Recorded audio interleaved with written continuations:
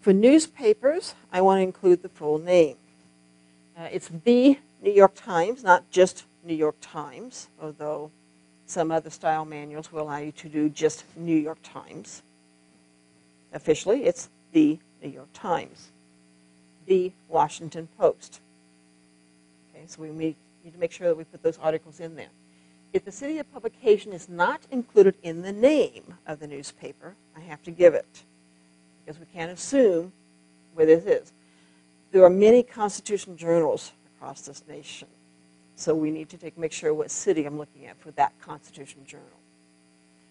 I may omit the city for some nationally publicized newspapers, and those that fall into that category, the Wall Street Journal and Chronicle of Higher Education.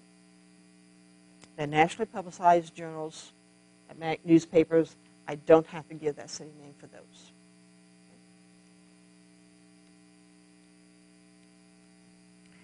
I want to give the complete day, year, month, and day in that order. Year first, comma, month, comma, day.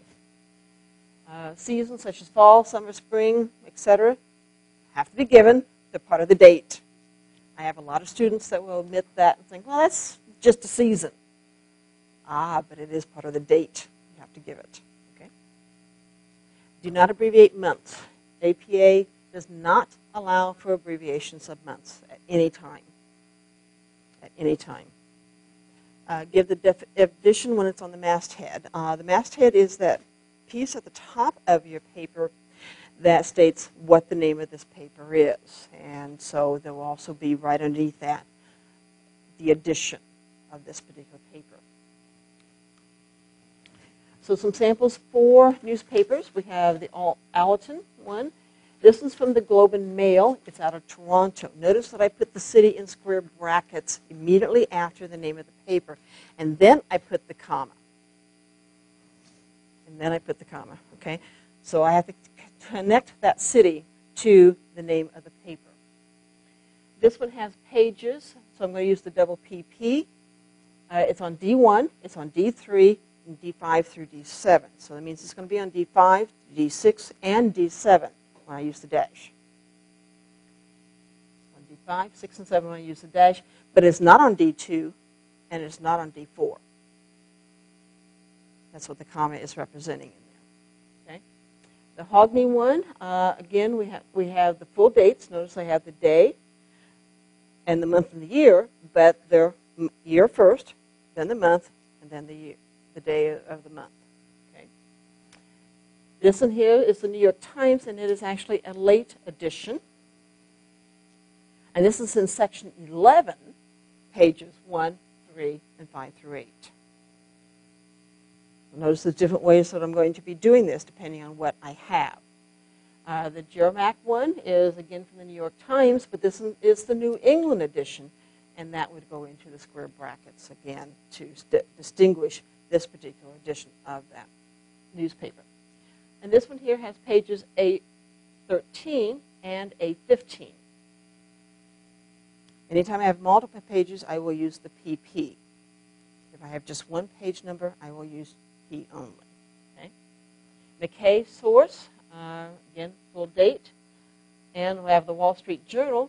Wall Street Journal falls into the criteria where I do not have to give a city because of the national publication. And that's why we don't have it here. But again, I have PP for the page numbers that I have for this particular journal. Back to some DOI here. If I have an electronic source, I do not have a DOI, I must go find it. Now, APA in this new manual says, if found through a database, such as EBSCOhost or ProQuest, I'm required to do a quick search to locate the URL. APA feels the search will be quick.